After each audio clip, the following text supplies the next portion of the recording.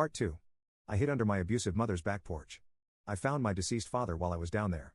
I had never seen a grown woman turn pale before. Many things became confusing from that moment on. I remember being taken back to my house where there were many police cars and people around. The back porch was surrounded by yellow tape, and someone was taking away a black bag while my mother was handcuffed. After that, I went to live with my grandparents, Sheriff Joyce and her husband. I tried to ask what had happened and who Leo was, but I was always silenced. I was too young to know, but life got much better. Grandma was the best woman I could have hoped for in my life. We went out on weekends to the movies where she would let me have a giant soda even though I had to go to the bathroom halfway through the movie. When I asked if I could drink at 13, she let me try a beer. I spat it out and never touched it again. She never judged me for my love of art, letting me paint my room several times over the years. I felt safe by her side. She never raised her hand against me. When I turned 16, Grandma took me back to my mother's house. Everything had been torn down, but I could still see the yellow tape wrapped around some trees faded and torn. We sat together in the back of her truck. She opened a beer and drank half before taking out an orange soda for me. After drinking, she told me that Leo was my father. Luckily, she didn't tell me while I was swallowing. My father? I asked confused. Your real father. The man who lived with your mother was not your father. My grandmother took another beer. Leo was my son. I loved him so much, but when you were about 6 months old, he disappeared. My stomach sank. My mother just imprisoned him under the porch? I asked, starting to feel sick. Grandma took a deep sigh before leaving the beer unopened. It's something I could never understand. Leo told you to find me and that he loved crosswords. Right? He kept me warm that night. I probably would have died frozen if he hadn't been there. I was a dumb kid, even I knew that. My grandmother was silent before opening the beer and drinking it all. Alex, Leo was dead all the time. He was dead when we found him. There were only bones left.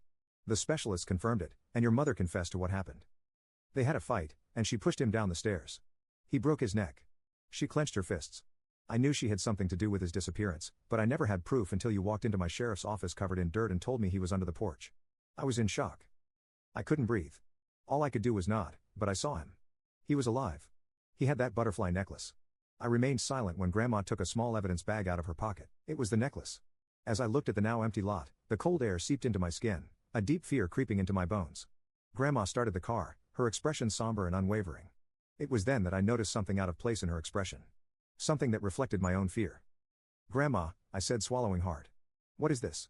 She took a deep sigh, her fingers drumming on the steering wheel before finally responding. You said Leo, your father, kept you warm that night. She seemed to be struggling with something, her words caught in her throat. Finally, after what seemed like an eternity, she turned to me with a pale face, her eyes full of concern. Your father wasn't the only one your mother buried under that porch, Alex. My heart pounded in my chest. I felt a chill run down my spine as I looked at Grandma.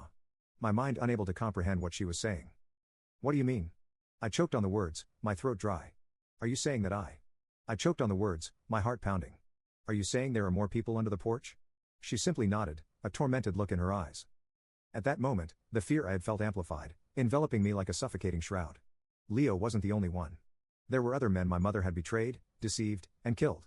My grandmother opened the glove compartment as she explained. She claimed it was a tradition. She tried to explain it to me, saying it was some kind of ritual. I didn't believe her until we discovered she was serious. That cursed our entire family. I saw tears in her eyes. She took out a gun wrapped in a towel. I began to tense up. Grandma, what are you doing with that?